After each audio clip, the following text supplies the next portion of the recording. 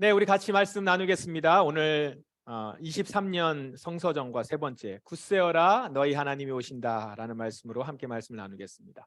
대림절 셋째 주일이에요. 우리가 대림절 기간에 계속해서 세례 요한 이야기를 지금 나누고 있습니다.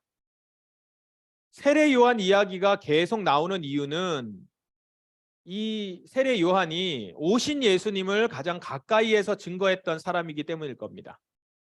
세례 요한을 어떻게 설명하죠? 주의 길을 예비한 자, 주의 길을 곧게 한 자, 이렇게 얘기를 하잖아요. 그러니까 오실 예수님을 기다리는 우리에게 있어서 세례 요한은 아주 본이 될 수 있는 사람이었습니다. 그런데 본이 된다고 해서 긍정적인 면, 좋은 면만 있는 것은 아닙니다. 세례 요한은 많은 부분 아주 훌륭한 면들이 있지만 세례 요한도 완전한 사람은 아니었죠. 완전하진 않았죠. 그래서 성경에는 그의 약한 면들이 좀 기록이 되어 있습니다. 그것을 통해서도 우리에게 보여주려고 하는 부분이 있다는 것이죠. 성경은 굉장히 솔직하고 그 다음에 좋은 것과 나쁜 것을 다 같이 이렇게 설명을 하는 경우가 많은데 세례 요한에게서도 그렇게 보여주고 있습니다. 오늘 본문이 바로 세례 요한에 대해서 그렇게 좀 다른 면들을 우리에게 보여줍니다. 세례 요한은 지금 감옥에 갇혀 있어요. 헤롯 왕의 불륜 사실을 지적한 것 때문에 정치적으로 공격을 받아서 정치범으로 감옥에 들어갑니다. 세례 요한이 정치적 발언을 한 거예요. 아주 강하게 했습니다. 여러분, 교회에서 정치 얘기를 하면 안 된다라는 말을 들어보셨죠? 그리고 그렇게 여러분들도 말씀하시기도 하죠. 그런데 여러분, 이 말은 전혀 성경적이지 않습니다. 교회는 정치에 대해서 말을 해야 합니다. 말씀에 근거해서 현 정치를 진단하고 목소리를 내야 합니다.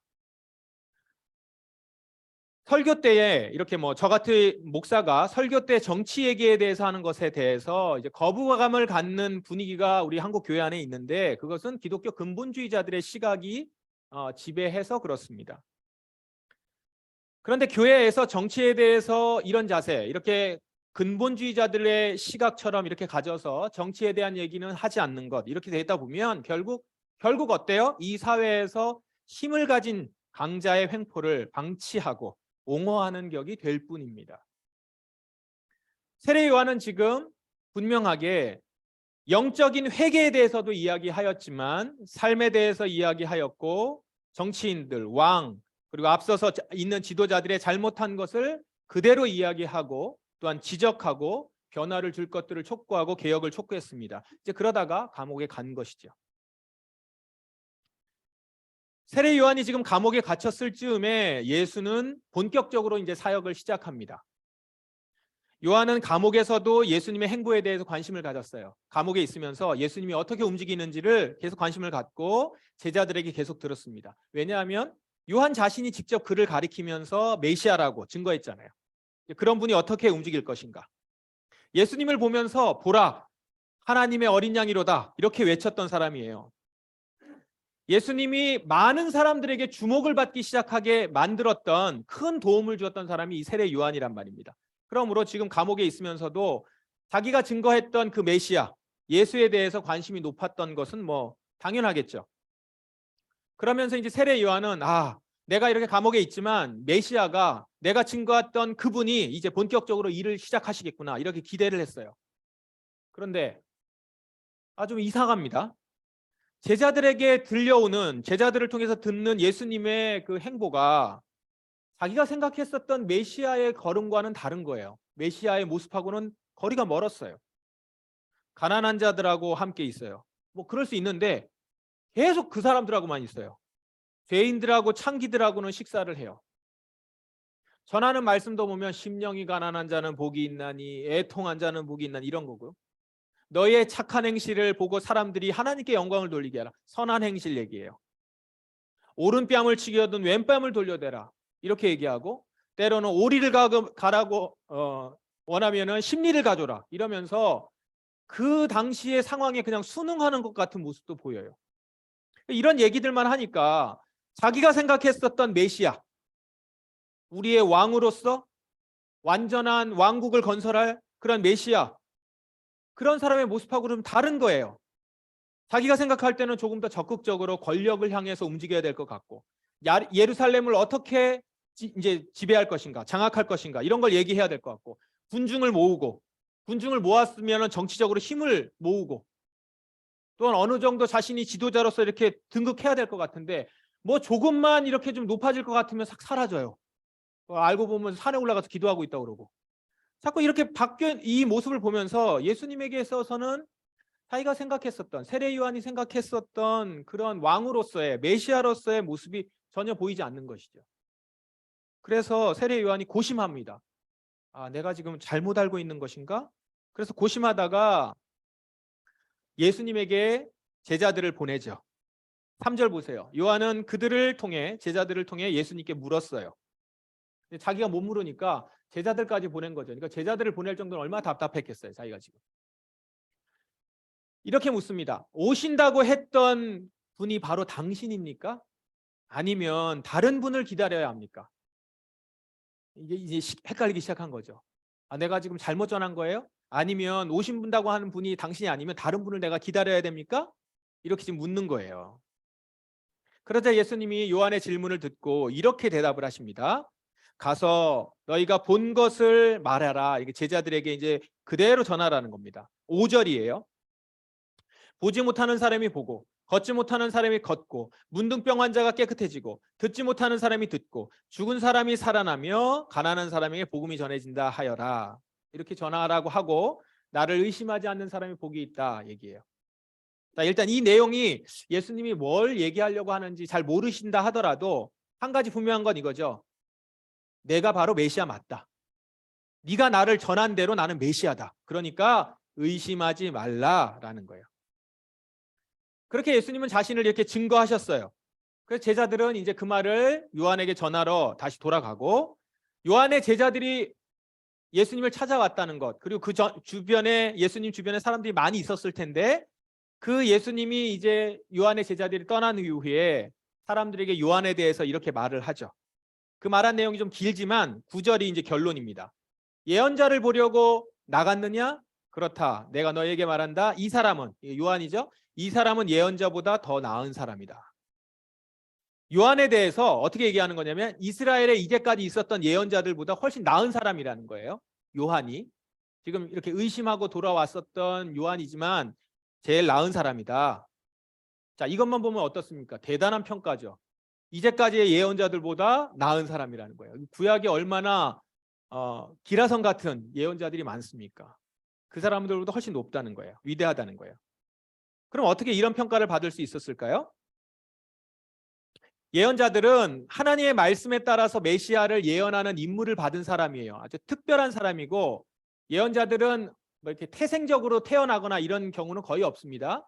하나님이 이렇게 선택하셔서 글을 쓰시는 건데, 그렇게 쓰시는 순간만큼은 이스라엘 전역에서 어느 누구보다도 가장 높은 사람이에요. 말씀을 그대로 받아왔기 때문에. 그 예언자가 대부분 하는 일들은 미래의 일들과 심판을 예언하지만 동시에 뭐를 했냐면 메시아를 예언했어요. 메시아를 예언하면서 구원자가 올 것이라는 걸 다 예언했어요. 하지만 그렇게 전했었던 예언자들도 메시아를 본 적이 없잖아요. 전할 뿐이지. 그래서 메시아에 대한 생각은 자기들이 또 따로 가지고 있단 말이에요. 아, 내가 생각할 때 메시아가 이런 분일 거다. 이걸 생각하고 하나님이 전하라는 말씀을 전하는 거예요. 그들은 메시아가 언제 올지, 그가 어느 시대에 어떤 일을 구체적으로 행할지 몰라요.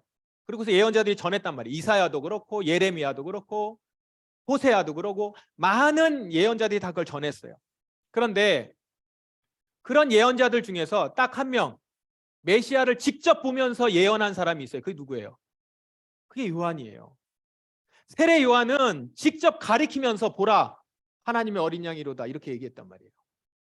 어느 예언자도 메시아를 본 적이 없어요. 그런데 세례 요한은 지금 메시아를 보고 있단 말이에요. 보면서 전하는 거예요. 이건 차원이 다르죠. 완전히 차원이 다른 거예요. 직접 보면서 예언하기 때문에. 그러니 어느 예언자보다 나은 사람이다 라고 평가를 듣는 거죠. 그럴 사람이라는 거예요. 심지어 이렇게까지 예수님이 말씀하시죠. 여자가 낳은 사람 중에 그 누구도 세례 요한보다 위대한 사람은 없다. 그렇죠. 예언자들은 그 예언을 할 때 어느 사람들보다 하나님께서 위대하게 세우신 거고, 그런데 그 예언자들 중에서 세례 요한은 가장 으뜸이라면 그는 이 세상에 여자가 낳은 사람 중에 더 위대한 사람은 없다라고 받을 만한 것이죠. 그런데 이제 그 다음 얘기예요. 그런데 그런 그가 곧바로 상반된 평가를 받죠. 그러나 하늘나라에서는 아무리 낮은 사람이라도 세례 요한보다 더 위대하다. 그러니까 하늘나라에 있는 사람은 아주 낮은 사람도 세례 요한보다 더 위대하다는 거예요. 이제까지는 가장 높다, 위대하다고 해놓고 하늘나라에서는 가장 낮다 이런 거잖아요. 세례 요한은 왜 이렇게 상반된 이야기를 들었을까요? 이렇습니다. 말씀드린 것처럼 그는 메시아를 증거했어요. 손가락으로 가리키며 그를 분명히 보면서 전했었던 유일한 예언자입니다. 그러나 그도 그를 보면서 예언을 했지만 그 메시아인 예수님이 어떻게 사역할지는 다 알지 못했던 거예요. 일단 세례 요한은 먼저 죽었죠. 예수님보다. 예수님이 어떻게 하셨죠? 십자가에서 죽으셨어요. 그가 부활하셨어요. 승천하셨어요. 그리고 그를 통해서, 그런 그를 통해서 모든 사람들이 하늘로 갈 것, 그렇게 구원받잖아요. 이 사실을 세례 요한도 다 몰랐단 말이에요. 그런데 보세요. 하늘나라에 가는 사람들은 모두 이러한 예수님의 구원 사역을 통해서 가는 거 아니에요. 예수님의 죽으심과 그의 부활하심과 승천하심과 그리고 그가 우리에게 생명을 주시고 우리는 몸의 부활로 일어난다. 지금 우리 다 사도신경 했죠. 신앙고백. 그걸 하는 사람들이 하늘나라에 간단 말이에요. 그러니까 이런 모든 이러한 예수님의 구원 사역을 완전히 아는 사람이에요. 하늘나라에 가는 사람들은. 그걸 모르면 하늘나라에 못 가는 것이고. 그러니까 하늘나라에 가는 사람들은 구원자 예수를 통해서 누구나 부활한 몸으로 부패하질 몸으로 간다라는 거예요. 이것은 이 땅의 지혜로는 알 수가 없는, 이 땅의 지혜를 뛰어넘는 예수 그리스도가 계시하신 지혜예요. 모두가 여자가 낳은 사람들과는 차원이 다른 사람들로 하늘나라에 가는 거란 말이에요. 그러므로 땅의 사람들이 아무리 지혜롭다 한들 땅의 지식이 아무리 높아도 하늘의 지식과 지혜에 미치지 못하기 때문에 그 나라에 들어간 사람들은 이 땅의 어느 누구보다도 위대한 것입니다. 그런 의미에서 지금 이 세례 요한의 모습은 그 세례 요한의 모습보다 하늘나라에 간 사람들은 다 더 나은 사람들이죠. 모두 다 위대한 사람들입니다. 세례 요한은 지금 이렇게 완전하지 않은 메시아에 대한 지식을 가지고 있었어요. 그러니까 이 지식 때문에 의심하고 흔들렸던 거죠. 흔들렸습니다. 자신이 성령님의 감동으로 예수님에 대해서 메시아로 증거를 했어요. 그러나 지금 그 예수님의 모습을 보면서 과연 내가 제대로 예언한, 내가 생각했었던 그 예언자 메시아 맞나? 이렇게 의심하고 있었다라는 거예요.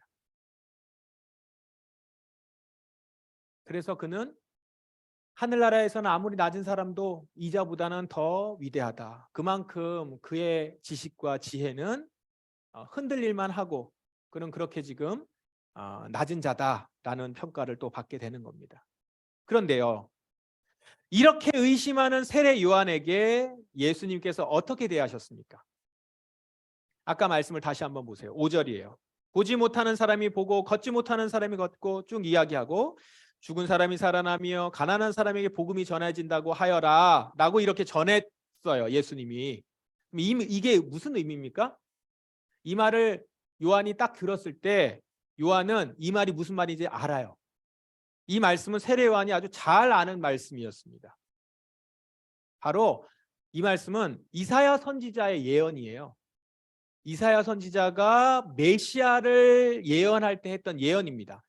메시아가 이 땅에 왔을 때 일어날 일,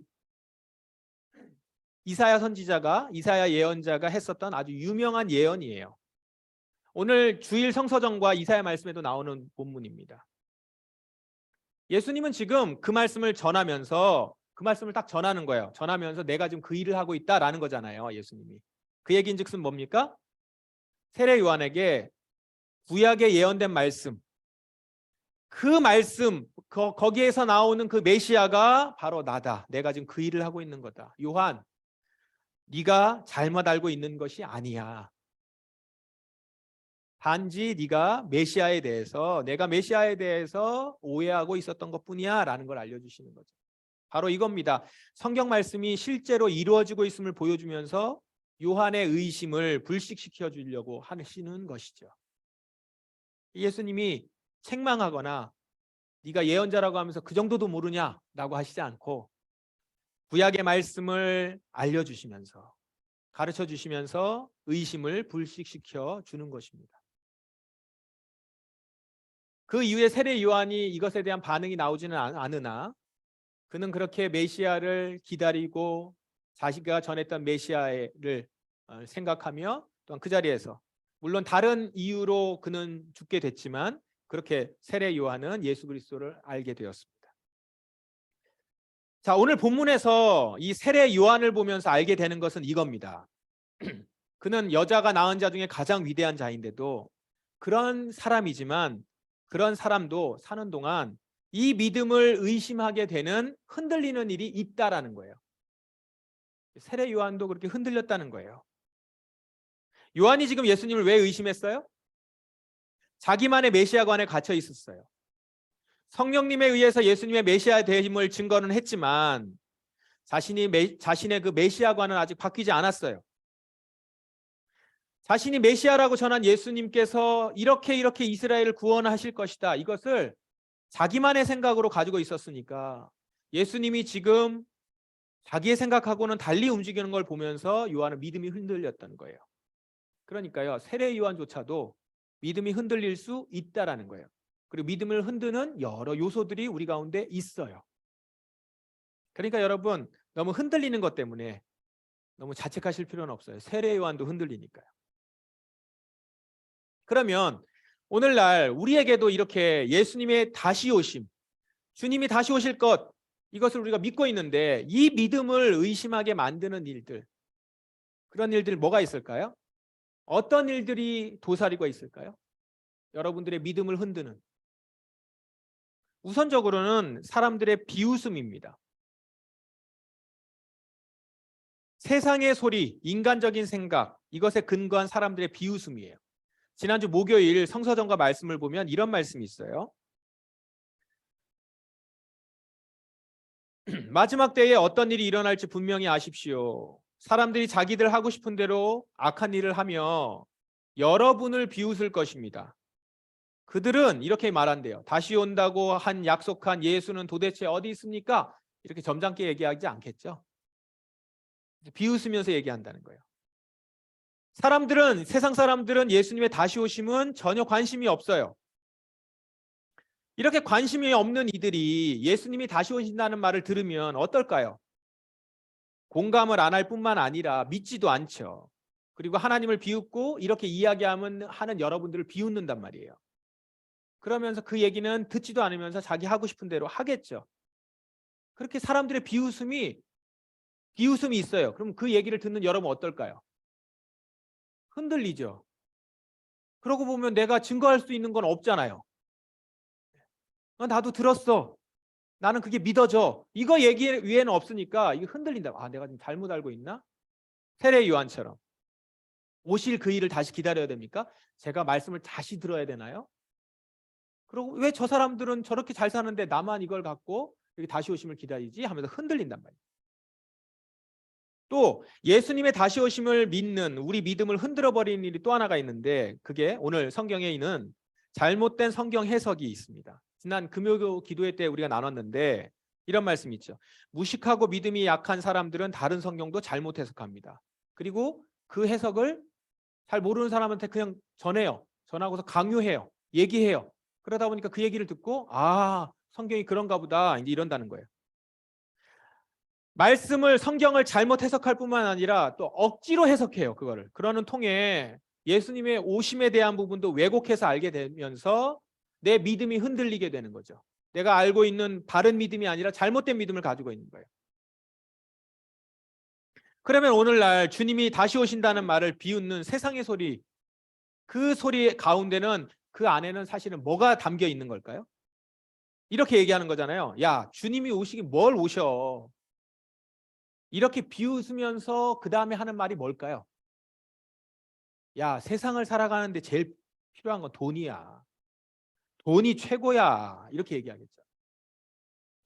야, 주님이 오시면 뭘 오셔? 지금 돈 벌고 편안하고 안락하게 그렇게 살아야 걱정 없는 삶을 살 거 아니냐라고 얘기한단 말이에요. 그러니까 돈에 대한 얘기죠. 돈에 대한 얘기를 하는 사람들에게 있어서는 하늘의 소망, 주님이 다시 오셔서 선악간에 심판하신다, 이런 말은 소용이 없어요. 그저 땅에 속한 것, 땅이 최고라 여기면서 돈 얘기만을 하는 거예요. 그래서 그러니까 돈을 버는 방법, 어떻게 하면 돈을 잘 벌 수 있을지, 돈을 벌지 못해서 걱정, 돈을 어떻게 하면 벌어야 될지 생각, 그리고 돈을 번다라고 하는 여러 이야기들에 우리의 마음이 이렇게 흔들려요. 맞아. 그렇게 살아가야 될 텐데. 우리는 언제 오실지도 모를 주님을 이루고 기다리고 있다니. 흔들리는 거예요. 이렇게 땅에 속한 것을 추구하며 살아가는 사람들이 볼 때 천국 소망을 가진다? 하늘 소망을 가진다? 삶의 비웃음거리가 되죠. 그러니까 우리가 잘 얘기 못하는 거 아닙니까? 세상에 나가서 저는 주님의 다시 오심을 기다려요. 그렇게 기다린다라고 하는 얘기와 그런 삶을 사는 것을 말하는 것이 사람들에게 있어서 좀 민망할 때가 그들이 비웃으니까. 누구 기다린대 이러는 거잖아요. 그리고 잘못된 성경 해석, 다시 오실 주님에 대한 믿는 믿음을 흔들어버리는 성경 해석, 우리 가운데 구체적으로 뭐가 있을까요? 다시 말해서 예수님의 오심을 간절히 기다리는 우리 믿음을 흐릿하게 하는 신학이 뭐냐는 거예요. 바로 번영신학이 있습니다. 들어보셨죠? 번영신학. 번영해야 된다는 거예요. 이 땅에서 잘 먹고 높이 올라가고 많이 벌고 커지고 많아지고 하나님이 복을 주시면 하나님을 믿으면 이렇게 된다라고 하는 신학이에요. 이게 번영신학이거든요. 그런 번영신학에서는 성경을 보면서 이렇게 해석해요. 아브라함이 믿음으로 거부가 되었다. 결론이 그거예요. 큰 부자가 되었다.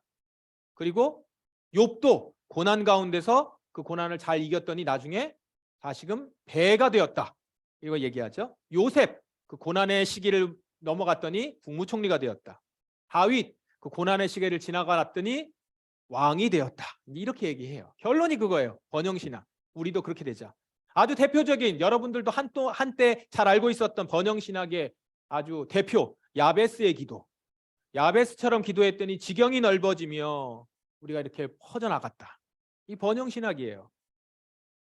저는 그때 지금도 기억나요. 그 야베스의 기도가 교보문고에 이렇게 쌓여 있는 거.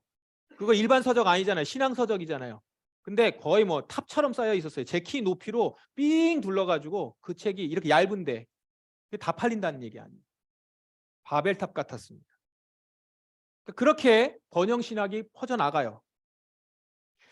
성경을 볼 때 번영하고 축복받고 부자되고 이렇게 해석하고 가르치는 신학, 이게 번영신학이에요. 이 신학에 의하면 주님이 빨리 오시면 손해입니다. 이만큼 벌었는데 주님이 빨리 오시면 오시면 뭐 한다는 거예요? 다 불타버린대요. 얼마나 많이 가지고 있는데 이게 불타요. 안 오셔야죠. 오시면 안 되죠. 주님 지금은 아닙니다. 지금 내가 많이 먹고 편하게 살아야 되는데 지금 주머니가 두둑한데 굳이 지금 오셔서 세상을 불질러 버린다니. 그래서 번영신학은요, 주님의 오심을 기다리지 않습니다. 아니 반대해요. 막습니다. 그래서 정말 주님의 오심 이런 얘기 싫어하죠. 주의 오심을 기다리는 자들의 믿음을 뿌리채 흔들어 뽑아버려요. 그래서 번영신학이 우리나라에 이렇게 활개치면서 교회 안에 마지막 때에 대한 얘기, 종말에 대한 얘기, 심판에 대한 얘기가 싹 사라져버렸어요. 뿌리채 뽑혀버렸어요. 메시지에 없어요. 세상에 비웃는 소리, 돈이 최고라고 하는 소리, 우리 안에 잘못된 번영신학, 우리가 주님이 다시 오시기를 기다리는 우리의 신앙을 아주 흔들어 버립니다.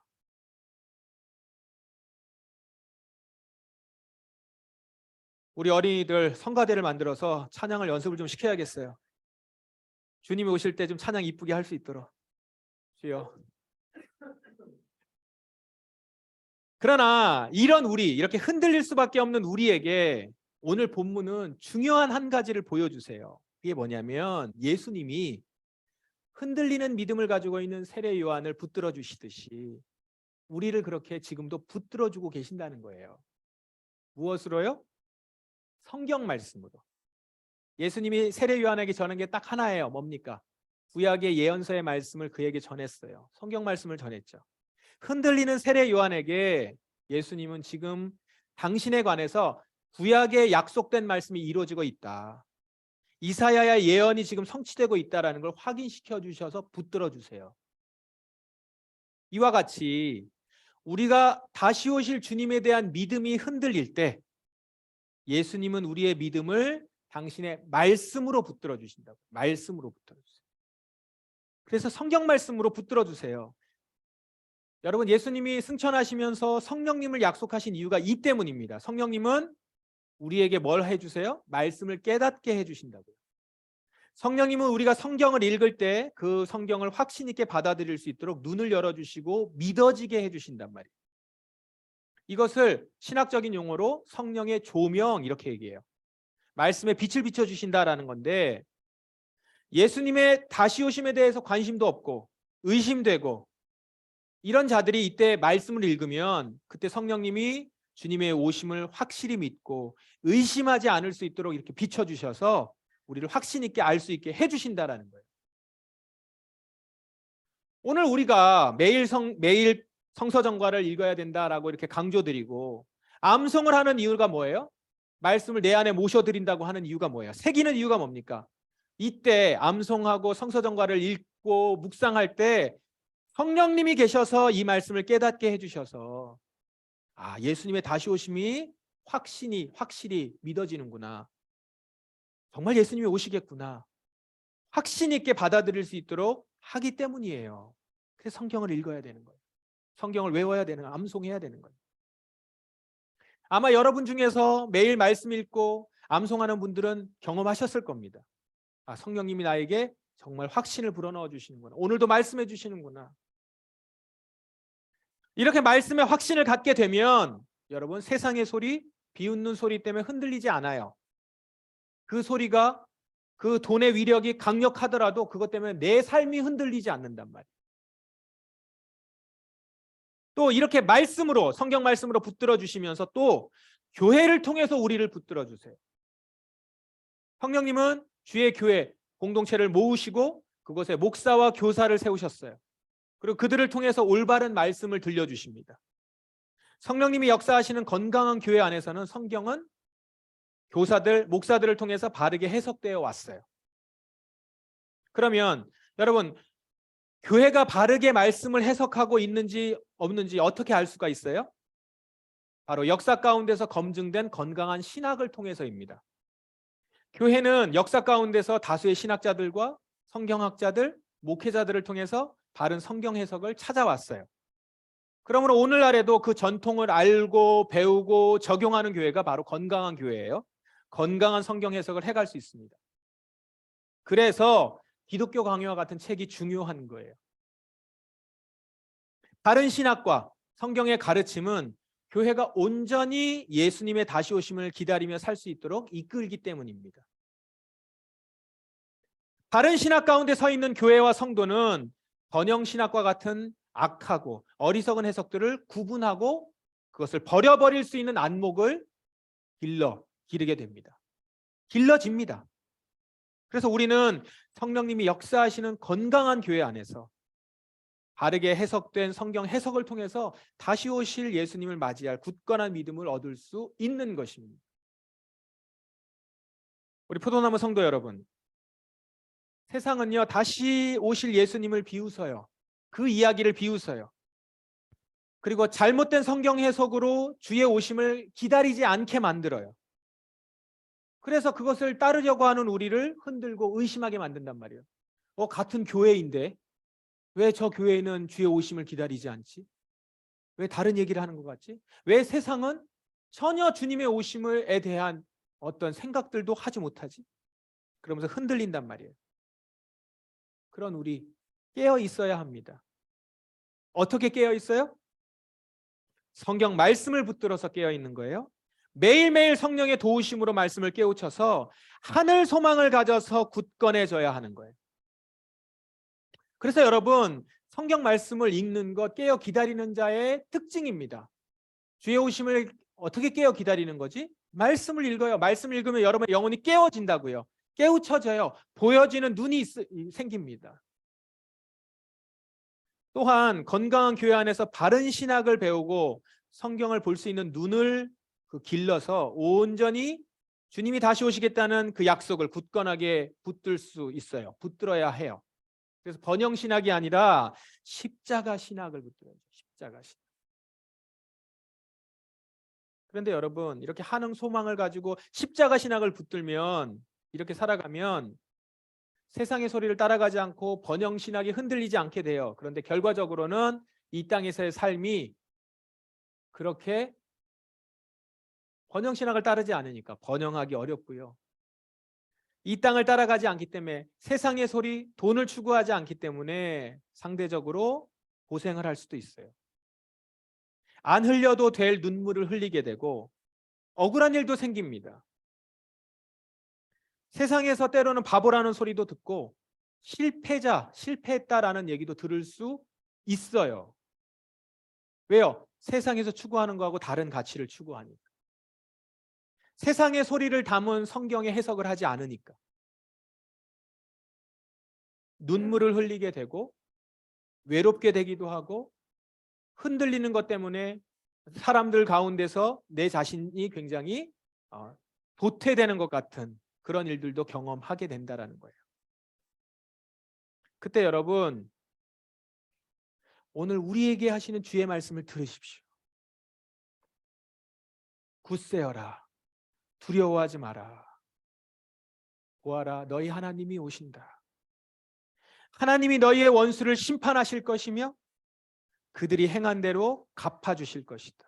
오셔서 너희를 구해 주실 것이다. 아멘.